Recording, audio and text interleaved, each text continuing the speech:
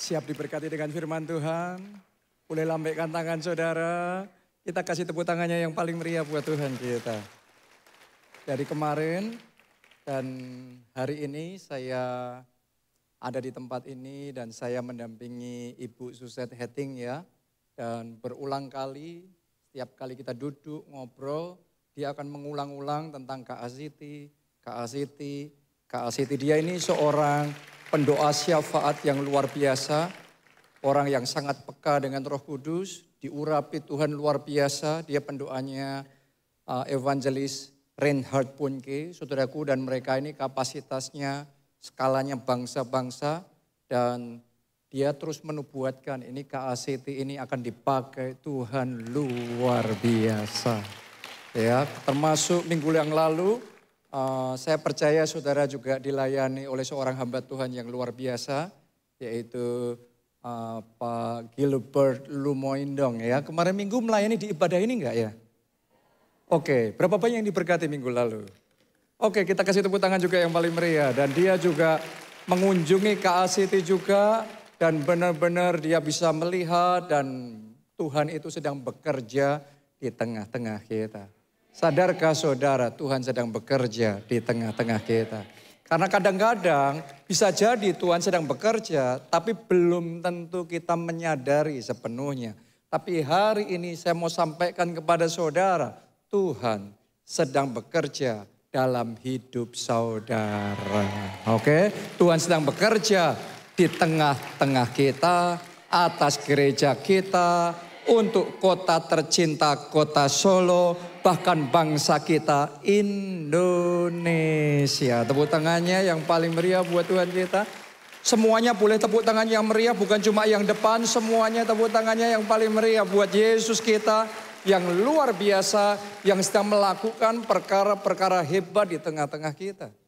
Dan yang saya percaya, bulan Desember ini sementara kita merayakan Natal, Roh Kudus sedang membawa saudara dan saya masuk ke era yang baru, namanya adalah era mujizat. Oke, segala sesuatu itu ada waktunya, betul enggak? Firman Tuhan ngomong untuk segala sesuatu ada waktunya. Kalau sesuatu sudah waktunya, maka terjadi dengan cara yang sangat masif. Kalau waktunya musim hujan, padahal tadinya kemarau panjang, dinanti-nantikan tidak juga ada hujan. Tapi begitu waktunya datang, hujan lebat itu juga datang. Nah itu yang namanya era. Ya, sesuatu yang mendominasi. Kalau ada era industri zaman itu, maka perindustrian berkembang di mana-mana. Kalau ada yang namanya era pembangunan, maka pembangunan sedang gencar-gencarnya di seluruh Indonesia, di seluruh dunia. Kalau ada yang namanya era teknologi, era informasi, era digital di mana kita ada sekarang ini, maka perkembangan teknologi itu cepat sekali. Padahal ribuan tahun sebelumnya perkembangan itu nggak secepat sekarang. Tapi ini eranya. Jangan heran perkembangan teknologi, penyebaran informasi dan lain sebagainya berkembangnya cepat sekali yang belum pernah terjadi sebelumnya. Sekarang sedang terjadi. Nah tapi yang namanya era itu tidak selalu positif. Ada juga era yang berat, era yang susah. Ada yang namanya era krisis. Kayak di Indonesia kita pernah mengalami Krismon 98, benar? Kalau nggak ada Krismon tetap saja ada orang yang mengalami krisis, ada perusahaan yang mengalami krisis. Tapi kalau yang namanya Krismon, eranya sedang Krismon, maka yang mengalami bukan cuma 1, 2, tapi skalanya masih perusahaan yang bertumbangan juga masif sekali. Kenapa? Karena eranya sedang terjadi seperti itu. Kalau era perang dunia, ya di semua zaman selalu ada peperangan. Tapi ketika terjadi era perang dunia, maka peperangan itu skalanya masif sekali. Termasuk beberapa tahun yang lalu, dunia sedang masuk dalam era pandemi. Walaupun tidak disangka-sangka sebelumnya. Begitu masuk di satu era, seluruh dunia tiba-tiba lockdown. Kenapa? Karena era pandemi COVID-19. Jadi itu yang namanya era. Ya, di Alkitab juga ditulis tentang era ini. ada 7 tahun kelimpahan. Ada 7 tahun kelaparan. Saya mau tanya sama saudara, di masa 7 tahun kelimpahan, ada nggak orang yang kelaparan? Tetap ada, tapi secara umum semua orang ngalami kelimpahan. Di era 7 tahun kelaparan, ada nggak yang kelimpahan? Ada juga, tapi secara umum eranya sedang ngalami era kelaparan. Banyak orang yang sedang susah, banyak orang yang sedang menderita. Nah, hari ini saya datang menyampaikan kabar baik buat jemaat keluarga Allah di tempat ini. Juga Anda yang mendengarkan secara online dari manapun engkau berada, Roh Kudus sedang memimpin kita ke satu era yang baru, namanya era mujizat. Amin. Saya berdoa ada iman di hatimu sehingga engkau tidak ketinggalan. Yang lainnya ngalami, tapi engkau juga mengalami era mujizat itu terjadi di dalam kehidupan saudara. Kalau era mujizat terjadi dalam hidupmu, engkau nggak lagi dalam posisi yang berharap-harap dan setelah sekian lama baru sekali terjadi mujizat. No. Kalau Anda dibawa masuk dalam era mujizat, apa yang akan Tuhan kerjakan dalam hidup saudara? Skalanya masif. Bukan cuma sekali, 2 kali, tapi mujizat. Lihat ini dalam roh saudaraku, dalam nama Yesus. Mujizat akan terjadinya beruntun, berseri, terus menerus, tidak henti-hentinya. Berbagai macam mujizat akan dia kerjakan dalam hidup saudara. Mujizat kesembuhan, mujizat keuangan, mujizat pemulihan keluarga, mujizat kemenangan terjadi. Tepuk tangannya pula yang paling meriah buat Tuhan kita. Termasuk buat Anda yang sedang alami masa yang susah. Tangkap baik-baik. Tangan saudara sedang digandeng Roh Kudus. Pindah ke era yang baru. Namanya apa tadi? Era mujizat. Kita baca Yesaya 8 ayat 23. Tetapi tidak selamanya akan ada kesuraman untuk negeri yang terimpit itu. Siapa di sini yang sekian tahun keadaanmu terimpit? Dalam keluargamu sendiri, posisimu terimpit. Mungkin di tempat kerja saudara ada banyak situasi kondisi, ada rekan-rekan kerja saudara, ada situasi tertentu yang membuat keadaan Anda terimpit. Ini kata firman Tuhan, ya. Mungkin ada di tempat ini yang bisnisnya terimpit dengan kompetisi yang semakin ketat, dengan perubahan zaman yang serba online. Belum tentu semua orang bisa mengikuti perubahan zaman sehingga keadaannya jadi terimpit. Mungkin kesehatan saudara yang terimpit, tapi Anda yang sedang terimpit. Dengarkan baik-baik pesan Tuhan hari ini bukan ayat biasa.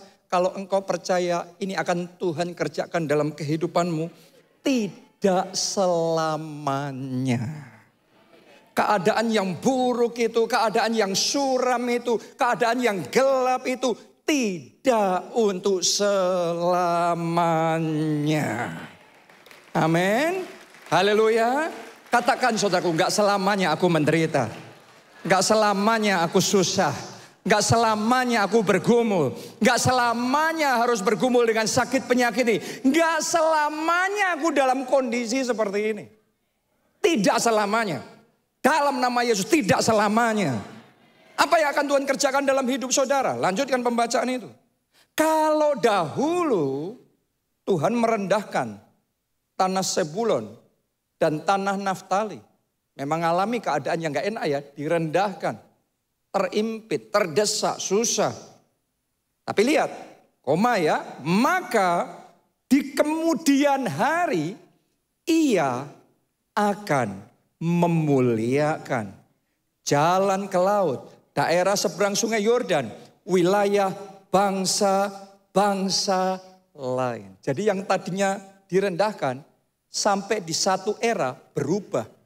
Begitu babak berikutnya, era baru dimulai. Tadinya eranya direndahkan, sekarang eranya kemuliaan. Saya sedang melihat dengan mata iman saudara, dengan mata iman saya, ada orang-orang di tempat ini. Era kemuliaan dimulai. Era kemuliaan dimulai. Ini bukan tentang saudara paham apa tidak paham, tapi Anda percaya apa tidak percaya. Dan ketika Anda percaya dengan iman, Tuhan akan memindahkan saudara dari satu era yang gelap masuk ke era yang terang, era kemuliaan. Lanjutkan pembacaan itu, Yesaya 9 ayat yang pertama. Bangsa yang berjalan di dalam kegelapan. Berarti sedang berjalan di dalam apa? Kegelapan, semuanya sedang gelap. Ngelihat apa-apa nggak kelihatan. Ngelihat gimana caranya mau menyelesaikan hutang yang besar itu nggak tahu caranya. Ada yang pernah ngomong sama saya, pengusaha. Mungkin 7 keturunan nggak selesai hutang saya ini. Ada juga pengusaha yang ngomong bahwa kayaknya seumur hidup saya hanya akan kerja hanya untuk bayar hutang. Artinya sedang berjalan dalam kegelapan. Saya nggak tahu satu persatu situasi saudara. Tapi kegelapan buat setiap orang berbeda-beda.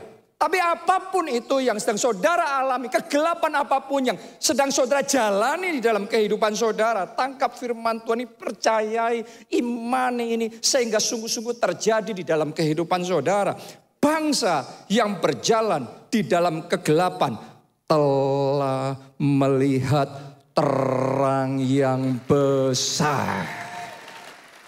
Mulai hari ini terang yang besar dimulai dalam hidup saudara.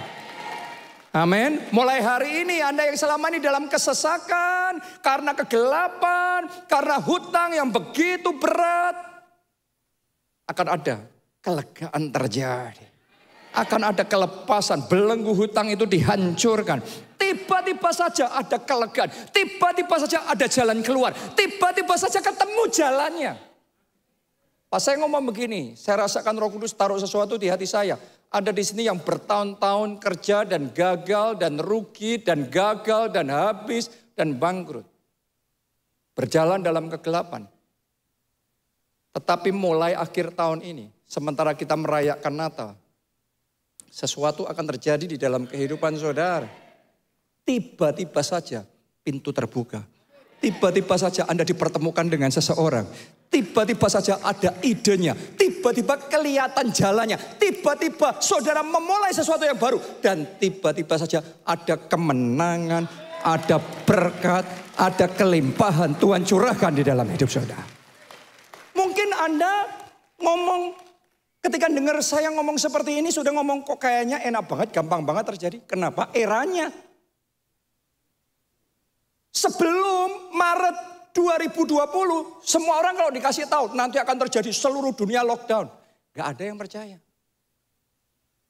Tapi begitu Maret 2020 kita di Indonesia yang tadinya masih santai-santai, dikagetkan semuanya. Wih, tiba-tiba gak boleh kemana-mana. Betul apa tidak? Itu sebuah era ketika dimulai semuanya berubah. Tiba-tiba terjadi. Ada seseorang di tempat ini, tiba-tiba mujizat terjadi dalam hidup saudara. Tiba-tiba saja kesembuhan akan Anda alami dalam tubuh saudara. Tiba-tiba saja sukacita pernikahan yang baru Tuhan akan berikan. Tuhan yang sama 2000 tahun yang lalu mengubah air menjadi anggur. Dia masih sanggup mengerjakannya dalam pernikahanmu. Cinta yang sudah menjadi hambar dan tawar akan dibaharui. Pernikahan jadi indah, harmonis dan bahagia. Tepuk tangannya pula yang paling meriah buat Tuhan kita. Mereka yang diam di negeri kekelaman, atasnya terang telah bersinar.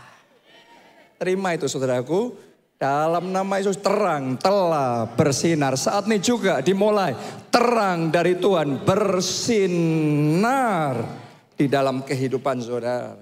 Ayat yang kedua, engkau telah menimbulkan banyak sorak-sorak dan sukacita yang besar. Padahal tadinya dalam kegelapan, dalam kekelaman. Begitu terang datang, kemuliaan datang. Yang ada sorak-sorak, sukacita. Mereka telah bersukacita di hadapanmu. Seperti sukacita apa? Di waktu panen. Anda bayangkan petani kalau lagi panen, setelah sekian bulan kerja, nyangkulin, melihara, mastiin semuanya, merawat sawahnya. Ketika panen, sukacitanya meluap. Saya mau nubuatkan, ada seseorang di tempat ini. Masa panenmu saat ini juga dimulai. Sehingga sukacita panen itu datang dalam hidup saudara. Sukacita panen terjadi, Anda alami dalam hidup saudara. Bahkan ditulis begini, seperti orang bersorak-sorak di waktu membagi-bagi jarahan.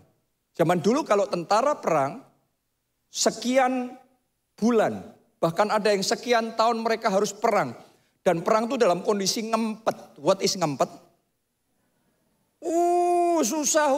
Kalau itu di negara, di daerah yang dingin. Saudara ngelihat yang di film-film itu tentara. Wah, harus nahan diri. Kenapa? Karena sedang perang. Tapi begitu dia menang, tiba-tiba ada sorak-sorak membagi-bagi apa? Jarahan. Artinya usaha yang sekian lama, berbulan-bulan, bertahun-tahun, gak ada hasilnya. Tapi begitu kemenangan itu tiba, sorak-soranya itu berlipat kali ganda. Ada seseorang di tempat ini, seperti itulah akan terjadi dalam hidup saudara. Sekian tahun engkau berusaha, mungkin sesuatu belum terjadi. Sekian tahun Anda berjuang, Anda lakukan ini, itu, tapi belum ada buah yang Anda bisa nikmati. Tapi saya nubuatkan, masa kemenangan segera tiba. Sekarang waktunya dimulai terjadilah di dalam kehidupan saudara. Amin. Sebab kuk yang menekannya dan gandar yang di atas bahunya. Ternyata dalam hidup manusia itu, kadang-kadang tanpa sadar ada kuk yang menekan. Ada kutuk yang sedang menekan. Anda berusaha, tapi karena ada kutuk itu terus menerus dibuat gagal. Dibuat gagal lagi. Karena ada kuk yang apa? Menekan dan gandar di atas bahunya. Serta tongkat si penindas. Tanpa sadar ada orang-orang yang hidupnya sedang ditindas oleh kuasa kegelapan. Sehingga seolah-olah gak peduli apapun yang kita usahakan, gak ada yang jadi semuanya. Ada tongkat si penindas. Tapi imani bersama-sama saudaraku, ayat ini, terjadilah ini di dalam hidup saudara. Tongkat si penindas telah kau patahkan seperti pada hari kekalahan Midian. Midian itu musuh, kalau mereka kalah berarti umat Tuhan menang. Saudara dan saya menang. Amin. Terjadilah sesuai dengan iman saudara. Era yang baru, era mujizat dimulailah di dalam kehidupan. Pertanyaannya, kenapa kok tiba-tiba eranya bisa baru? Masa tiba-tiba terjadi baru? Misalnya ada pandemi, era pandemi. Karena apa? Karena tiba-tiba ada varian virus yang baru, terus kemudian merebak begitu cepat. Berarti ada pemicunya. Ya kenapa kok era mujizat tiba-tiba bisa terjadi dan kita alami dalam hidup kita. Kalau nggak ada yang berubah dalam hidup kita, maka ya nggak ada perubahan apa-apa. Kalau sampai ada era mujizat tiba-tiba terjadi, orang nggak pernah ngalami mujizat, sekarang ngalami banyak mujizat. Pasti ada sesuatu tuh. Mari kita lihat penyebabnya. Sekarang lompat di ayat yang kelima. Ditulis begini, sebab seorang anak telah lahir untuk kita. Seorang putra telah diberikan untuk kita.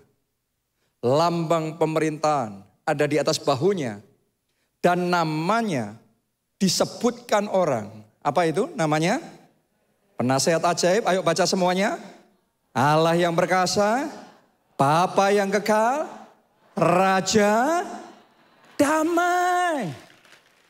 Ini adalah ayat kedatangan Sang Mesias.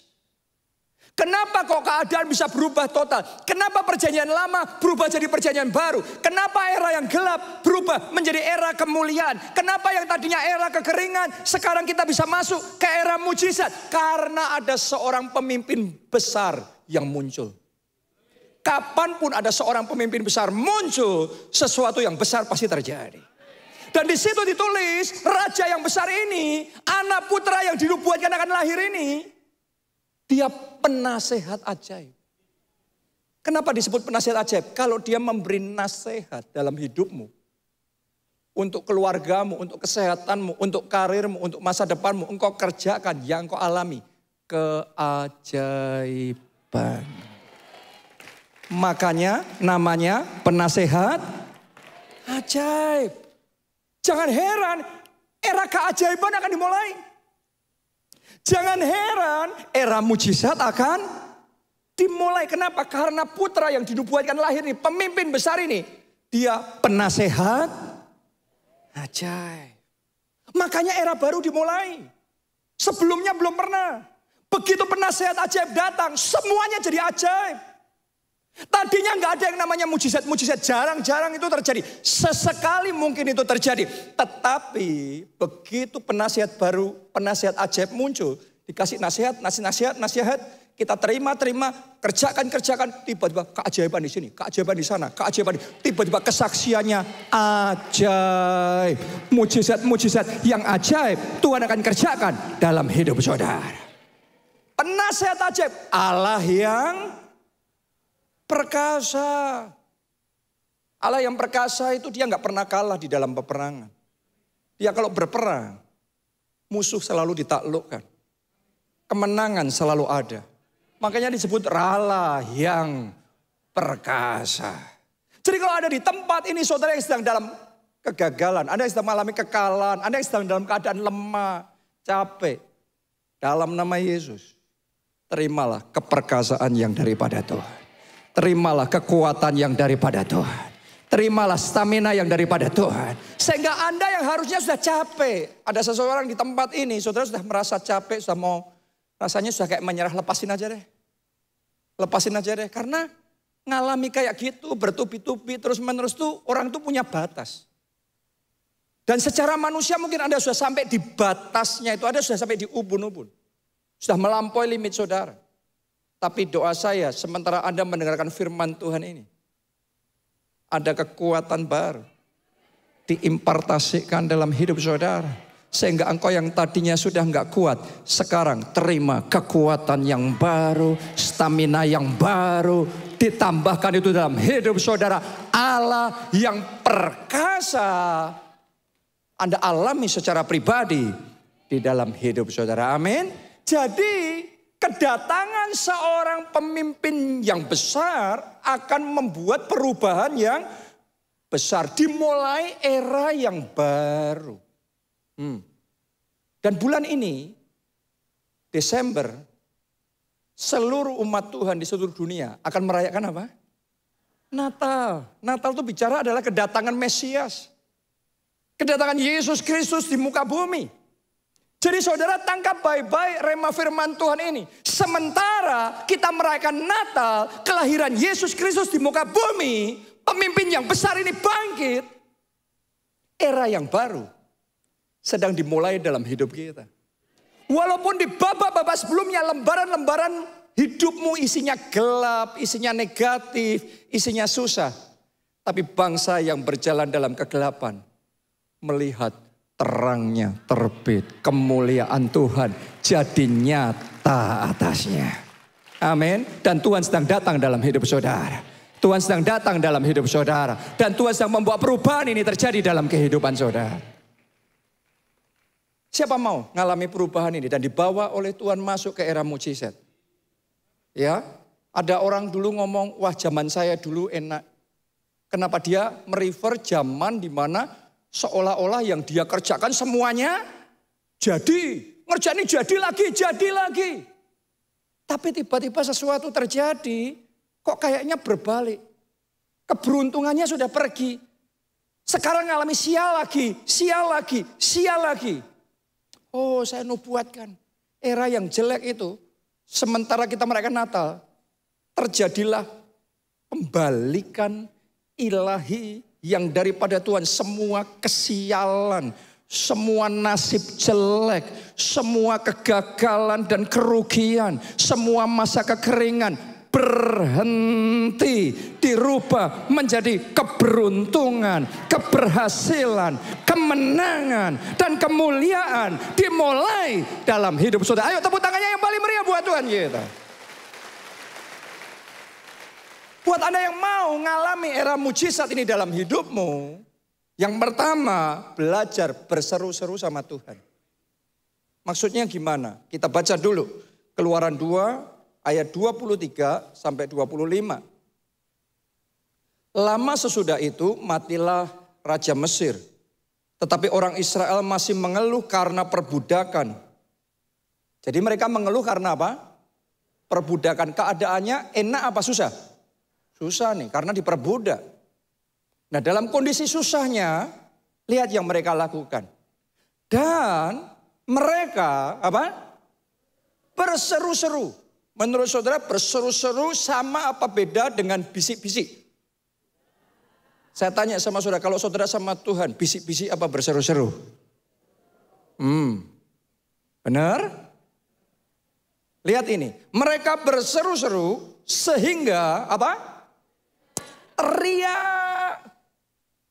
Sehingga teriak, mereka minta tolong karena perbudakan itu sampai kepada Allah. Nanti setelah khotbah ini selesai, saya mau ajak saudara teriak minta tolong sama Tuhan. Bukan ngomong minta tolong. Bukan sekedar doa biasa minta tolong. Berseru-seru, teriak, minta tolong. Kenapa kok mereka sampai dalam kondisi kayak gitu? Ceritanya gini, bangsa Israel bisa sampai di Mesir dimulai dari zamannya Yusuf. Masih ingatkah saudara? Tadi ya masa 7 tahun kelimpahan terus 7 tahun kelaparan. Nah di masa 7 tahun kelaparan itulah Yusuf, Yakub dan sekeluarganya semuanya pindah ke Mesir. Nah selama zaman Firaun yang kenal sama Yakub ini hidup, umat Tuhan waktu itu diperlakukan dengan sangat spesial sekali di Mesir. Wah mereka dimanjakan, dikasih tanah Goshen, dikasih tanah yang terbaik. Pokok diperlakukan dengan sangat spesial. Sampai rajanya, Firaunnya mati, terus bangkitlah raja baru yang gak kenal Yusuf. Gak ngereken lagi jasanya Yusuf. Karena Yusuf Mesir selamat. Gak direken lagi. Kenapa? Bangkit pemimpin yang baru. Gak kenal. Begitu pemimpin yang baru bangkit. Sejak saat itu bangsa Israel masuk di era yang baru. Tapi eranya negatif. Mereka diperlakukan dengan sangat susah. Diperlakukan dengan sangat berat. Mereka diperbudak dengan begitu rupa. Ditekan luar biasa. Sampai keadaannya sangat susah. Dan di dalam kesusahannya itu. Dicatat ayat yang kita baca tadi. Mereka berseru-seru kepada Tuhan. Kadang-kadang saudaraku dalam hidup kita. Kita maunya semuanya keadaan hidup kita baik dan enak. Tapi kadang-kadang dalam hidup ini. Semua dari kita. Entah saudara Kristen, enggak Kristen, entah saudara latar belakangnya pendidikan tinggi atau tidak. Entah saudara punya banyak duit apa tidak. Tapi semua orang diizinkan mengalami yang namanya masa tantangan. Betul apa tidak? Apakah kalau saudara konglomerat enggak ngelewati masa pandemi? Mau konglomerat, mau melarat, semuanya tetap harus melalui masa yang ada tantangan di dalam kehidupannya. Nah sama, saudaraku, kita juga kadang-kadang dalam hidup kita ini ngalami keadaan yang seperti itu. Itu yang dialami oleh bangsa Israel. Dan ketika mereka ngalami seperti itu, untuk merubah keadaan yang tadinya sudah susah menderita bertahun-tahun. Untuk merubah kembali keadaan, dimulai dari berseru-seru. Ada seseorang di tempat ini, saya mau nubuatkan, masa depan saudara akan berubah. Dari yang negatif akan menjadi positif. Dari yang tadinya berat akan menjadi terang. Dimulai dari belajar berseru-seru kepada Tuhan. Anda selama ini merasa sudah berdoa. Anda selama ini merasa sudah ngomong sama Tuhan, tapi mana? Katanya doa orang benar bila dengan yakin didoakan, besar kuasanya. Tanpa kita sadari kita cuma tahu ngomong sama Tuhan. Kita belum belajar yang namanya benar-benar berseru sama Tuhan itu kayak apa. Mari kita lanjutkan dulu pembacaan firman Tuhan. Saya berdoa saudara diajari Tuhan bagaimana berseru-seru sama Tuhan. Kita baca ayat yang ke-24. Allah mendengar mereka bisik-bisik. Ngomong pelan-pelan, doa yang terhormat ya, kita bermartabat. Apa yang mereka lakukan? Mereka mengerang. Ketika mereka mau perubahan terjadi, era perbudakan dirubah jadi era kemuliaan. Mereka mengerang, mereka berseru, mereka berteriak minta tolong kepada surga. Dan buat saudara yang berseru, berteriak dan mengerang kepada surga. Ayat 24 ini rema yang Tuhan mau kasih dalam hidup saudara. Allah mendengar mereka mengerang. Lalu ia mengingat kepada perjanjiannya dengan Abraham, Ishak dan Yakub. Allah melihat orang Israel itu dan Allah memperhatikan mereka. Allah mau memperhatikan keluarga saudara. Allah mau memperhatikan anak-anak saudara. Allah mau memperhatikan situasi saudara. Karena itu belajar mengerang sama Tuhan, bukan asal berdoa. Seringkali salahnya banyak orang tanpa sadar ya, kita merasa sudah berdoa. Tanpa sadar mindsetnya kita, pola pikirnya kita, kalau dijawab puji Tuhan. Kalau enggak dijawab ya gimana lagi. Buat bangsa Israel enggak kayak gitu yang di benak mereka. Karena kalau enggak dijawab mereka mati. Bukan cuma mereka, anak-anak mereka mati. Terus mati semua, habis. Jadi harus dijawab. Mereka tuh berteriak dengan harus dijawab, harus ada pertolongan, harus ada sesuatu yang terjadi. Enggak ada pilihan yang lain. Banyak orang berdoa sama Tuhan karena masih punya jagan. Orang Solo kan tahu jagan ya. Masih punya cadangan, backup plan. Oh saudaraku, saya jarang melihat orang yang berseru sama Tuhan dengan kalau dijawab oke, puji Tuhan, gak dijawab ya oke lah kita usaha sendiri. Saya jarang melihat orang kayak gitu ngalami keajaiban. Yang saya tahu, orang yang berseru-seru sama Tuhan. Orang yang menjadikan Tuhan satu-satunya pengharapanku, satu-satunya andalanku. Kalau Tuhan gak menolong, habislah aku. Tuhan tolong aku, tolong anak-anakku, tolong lepaskan keadaanku ini. Orang yang kayak gitu, erangannya, teriakannya sampai ke langit. Dan Tuhan mendengar. Tuhan melihat, Tuhan memperhatikan doa saya. Seperti Tuhan mendengar bangsanya waktu itu. Tuhan juga mendengar seruanmu hari ini. Seperti Tuhan melihat keadaan mereka, kesusahan mereka waktu itu saya berdoa. Tuhan sedang melihat keadaan saudara, apa yang sedang Anda alami pada saat ini. Seperti Tuhan memperhatikan mereka. Oh, ada seseorang yang hari ini akan dilawat, akan diperhatikan oleh Tuhan. Tepuk tangannya pula yang paling meriah yang percaya, terimalah itu dalam nama Tuhan Yesus. Haleluya. Belajar apa? Berseru. Semuanya katakan berseru. Doa yang sama, kontennya sama. Yang satu Anda ngomong Tuhan sembuhkan aku. Tapi yang satu, kalimatnya sama persis gak usah Anda rubah. Tapi itu meluap dari seruan hati, teriakan dan erangan hati. Kuasanya beda. Nyampenya di telinga Tuhan itu lain. Omongannya sama, kalimatnya sama, tapi di telinga Tuhan beda. Karena Tuhan itu roh. Doa yang dari hati itu doa yang dari roh. Nyampe kepada Tuhan. Saya belajar dalam hal ini.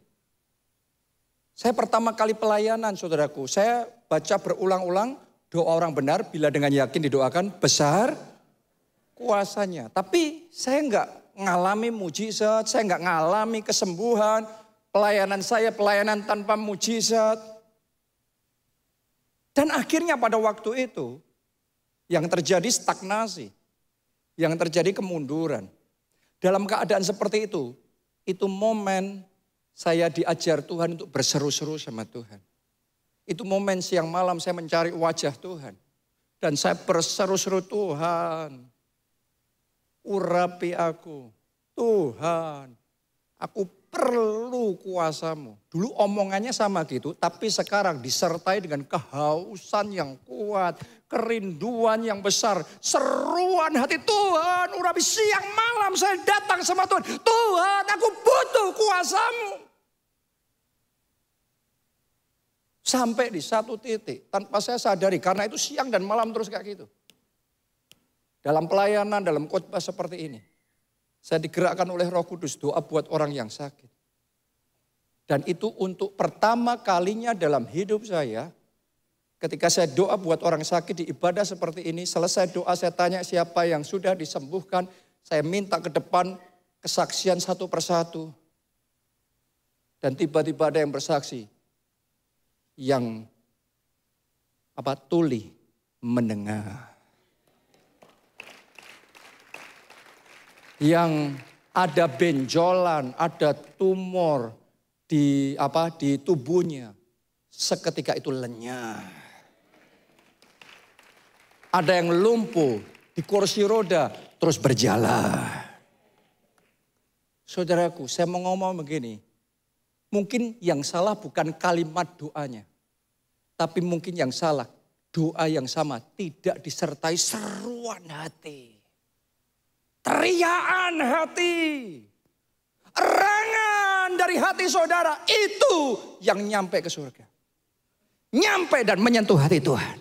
Itu yang didengar, dilihat, dan diperhatikan oleh Tuhan. Saya ajak saudara mulai hari ini, rubah cara saudara berdoa. Jangan berdoa kayak orang gak butuh. Dijawab ya syukur, enggak ya sudah. Emangnya siapa yang butuh? Kamu butuh apa Tuhan yang butuh? Hari ini datang sama Tuhan itu jangan sombong. Ayo rendahkan dirimu. Datang di hadapan tangan Tuhan yang kuat. Ia akan meninggikan engkau pada waktunya. Amin. Jangan datang sebagai orang besar. Makanya firman Tuhan ngomong berbahagialah orang yang miskin di hadapan Allah. Kalau saudara tahu bagaimana merendahkan diri di hadapan Tuhan. Anda berseru-seru sama Tuhan. Mulai hari ini doa yang persis sama. Permohonan doamu yang bertahun-tahun persis sama. Tapi disertai seruan hati. Anda akan melihat kuasanya berbeda.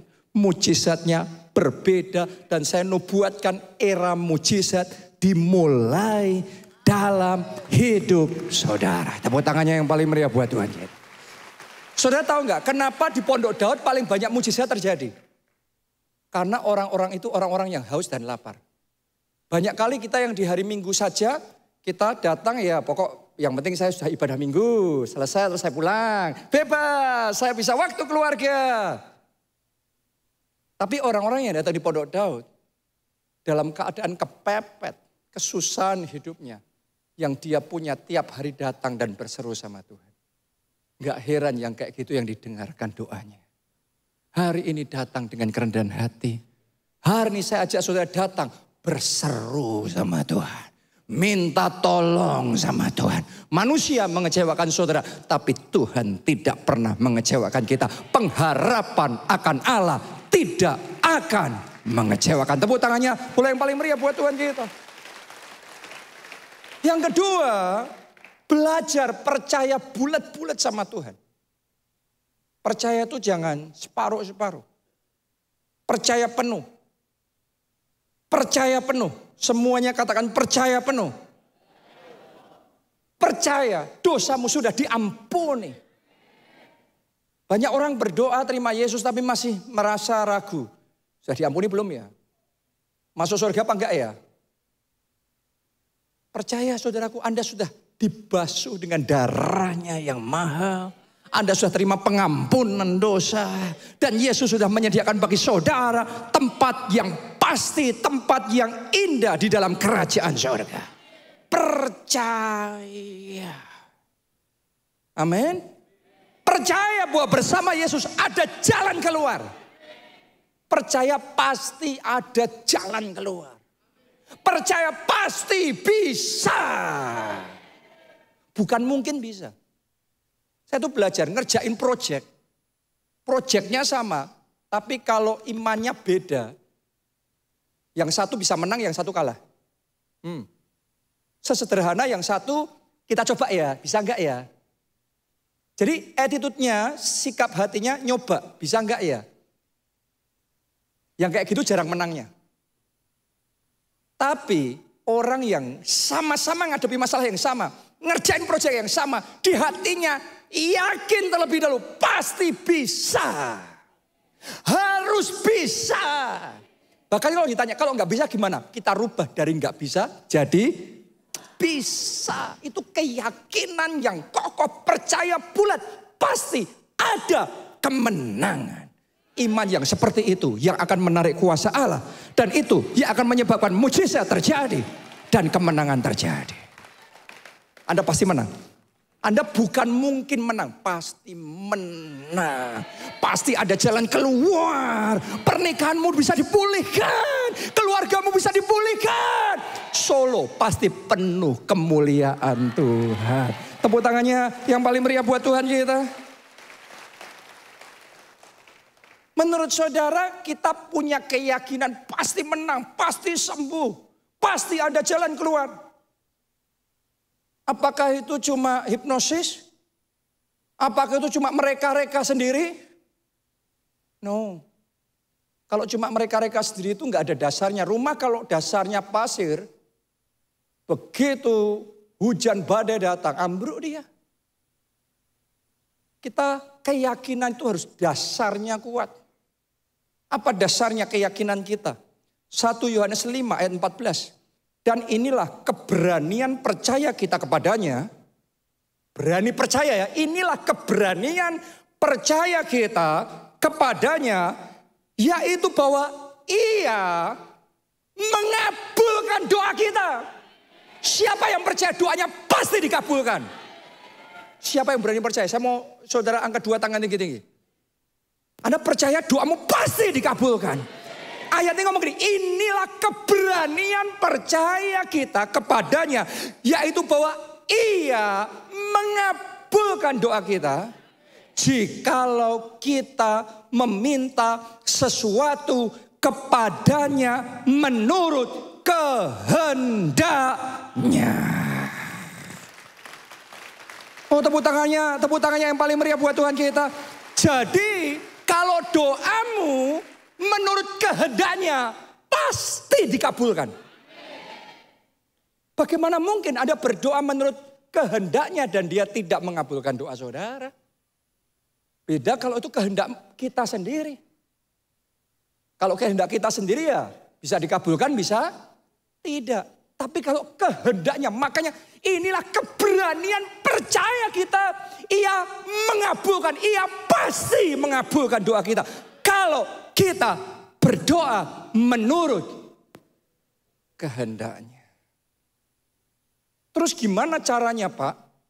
Saya tahu kehendak Tuhan buat hidup saya. Supaya doa saya sesuai dengan kehendaknya. Gimana saya bisa tahu kehendak Tuhan buat keluarga saya? Sederhana, Anda temukan kehendak firman Tuhan di dalam firman-Nya. Firman Tuhan itu kehendak Tuhan. Baca Alkitab saudara. Makanya berbahagialah orang yang kesukaannya ialah merenungkan Taurat, firman Tuhan siang dan malam. Kenapa? Orang yang kayak gitu tahu kehendaknya.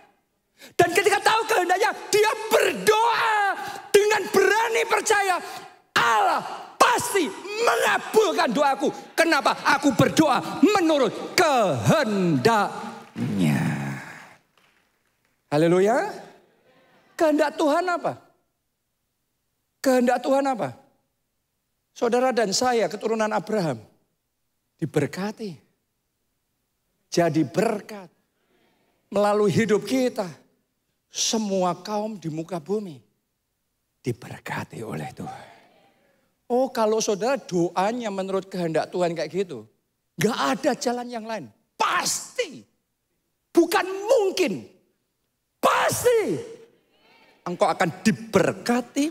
Engkau akan jadi berkat. Makin hari jadi berkatnya tambah besar. Makin banyak orang yang diberkati melalui hidup saudara. Kalau kehendakmu diberkati untuk diri sendiri ya.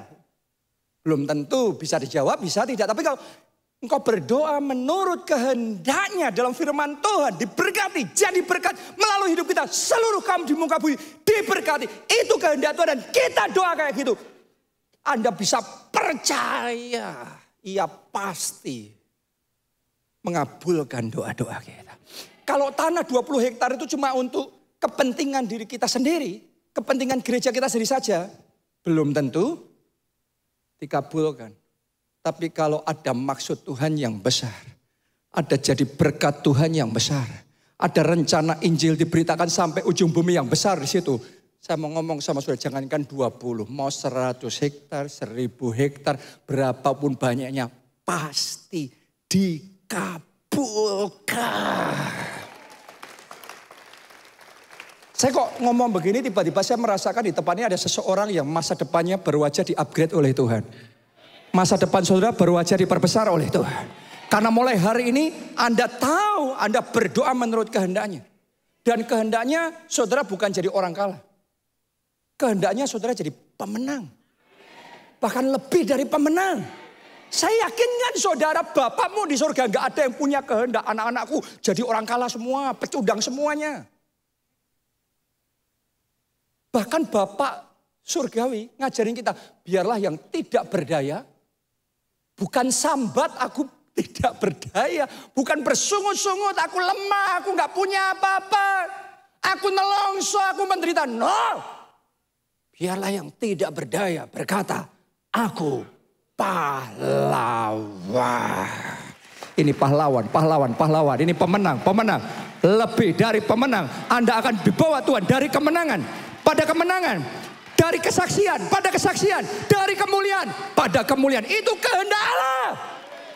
Saya yakinkan saudara itu kehendak Allah. Dan kalau engkau berani berdoa dengan penuh keyakinan bahwa Allah pasti mengabulkan doamu, maka terjadilah. Haleluya. Keyakinan seperti itu yang membuat jadi. Pasti bisa. Harus bisa. Keyakinan itu yang membuat yang tidak bisa jadi bisa. Yang mengubah gelap menjadi terang. Pemain musik boleh maju ke depan. Saya mau kita nyanyikan lagu itu. Berkaryalah Roh Kudus. Bekerjalah sekarang. Karena kuasanya tak pernah gagal. Mengubah gelap menjadi terang. Tapi kita harus yakin. Inilah keberanian percaya kita. Bahwa ia mengabulkan doa kita jika kita berdoa menurut kehendaknya.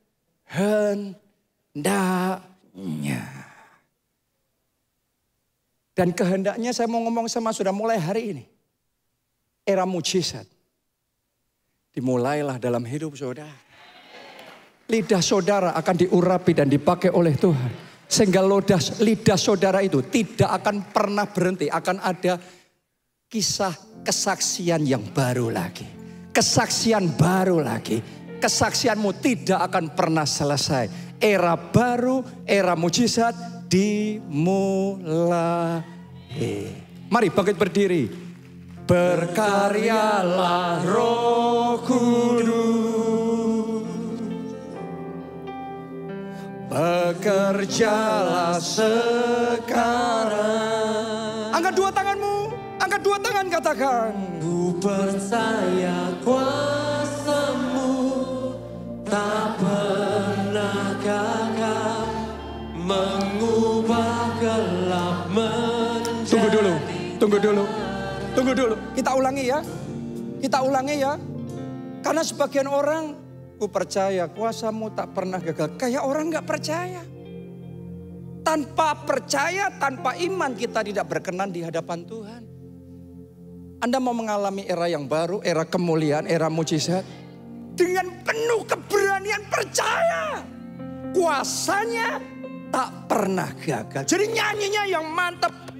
Sesuai dengan ekspresi iman saudara. Berkaryalah Rohku. Mari pemain drum, ayo. Semuanya angkat dua tangan, katakan.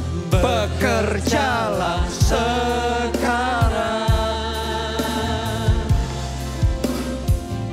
Percaya kuasa-Mu tak pernah gagal mengubah gelap menjadi terang.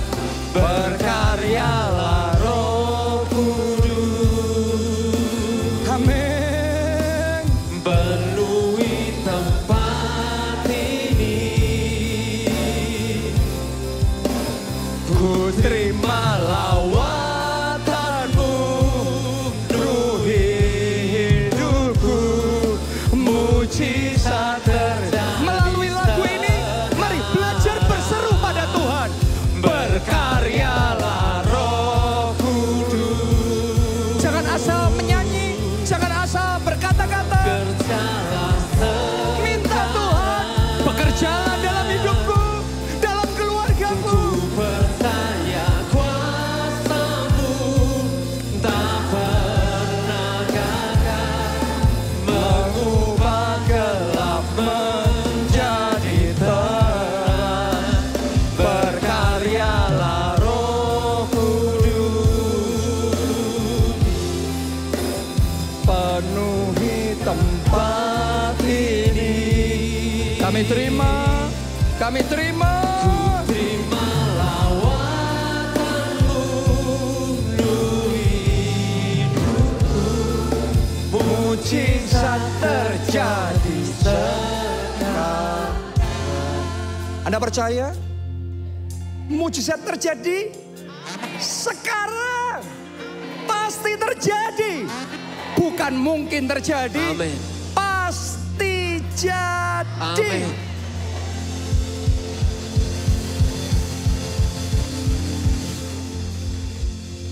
Karena itu kita butuh Tuhan. Karena tanpa Tuhan kita nggak mampu. Kita sudah buktikan berjuang sendiri, tapi ternyata kita harus mengakui kekuatan kita terbatas. Kesehatan kita terbatas. Stamina kita terbatas. Semangat kita terbatas. Ada orang-orang di sini yang sudah sampai di titik tertentu. Sudah gak mampu lagi, gak berdaya lagi. Kita butuh Yesus dalam hidup kita. Saya mau kasih kesempatan buat saudara yang belum pernah terima Yesus sebagai Tuhan dan Juru Selamat. Ayo buka hatimu, undang Yesus jadi Tuhan dan Juru Selamatmu. Maka engkau akan terima pengampunan dosa. Dan hidup yang kekal di dalam kerajaan surga.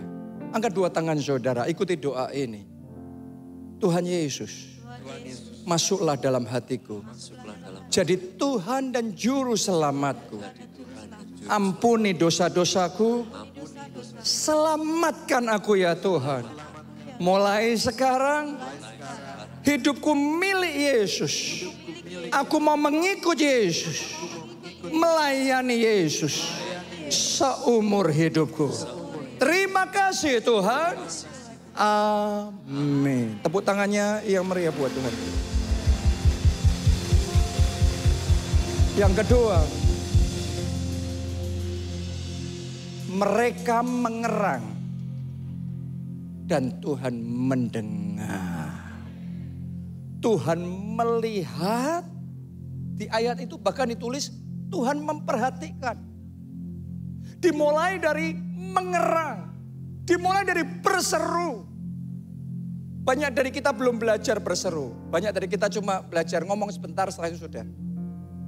Terus worship leadernya, pendetanya harus ngomong, ayo doa lagi, doa lagi. Kayak seolah-olah worship leadernya, pendetanya yang butuh kita untuk berdoa. Gak heran dalam hidup kita gak pernah ngelihat keajaiban. Hari ini belajar rahasia berseru-seru sama Tuhan.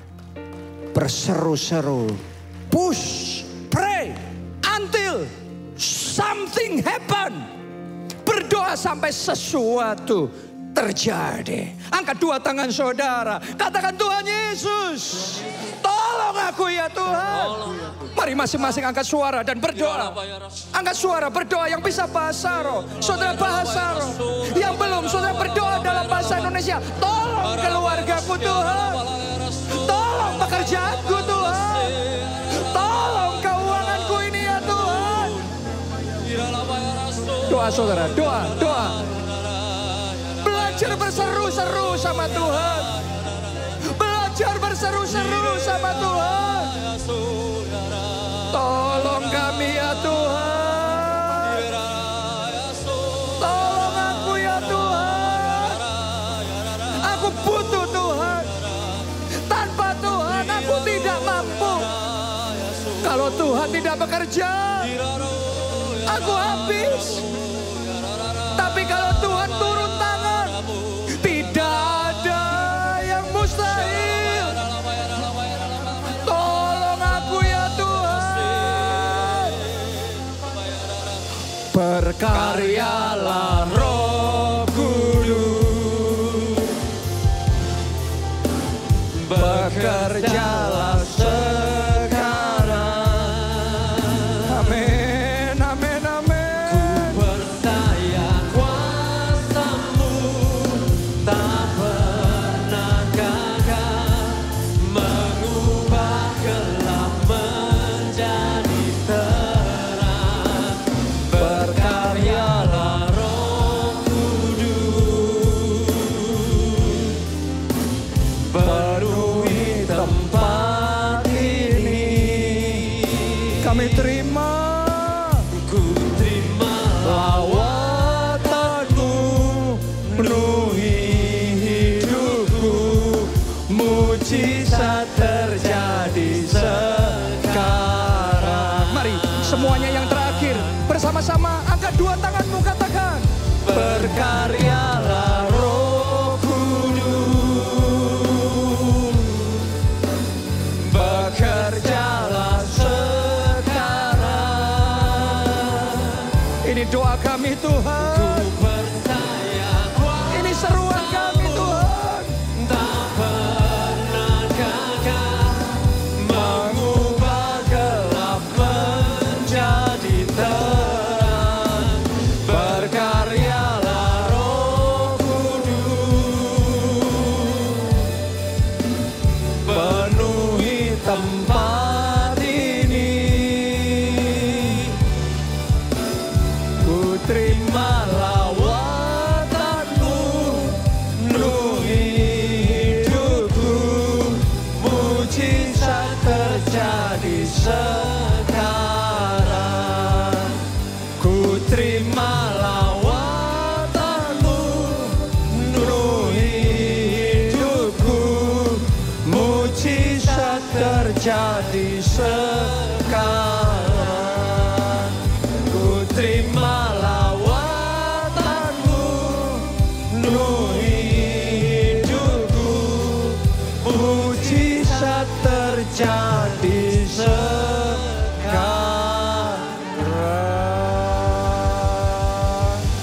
Haleluya. Mari angkat dua tangan saudara dan aminkan berkat Tuhan ini.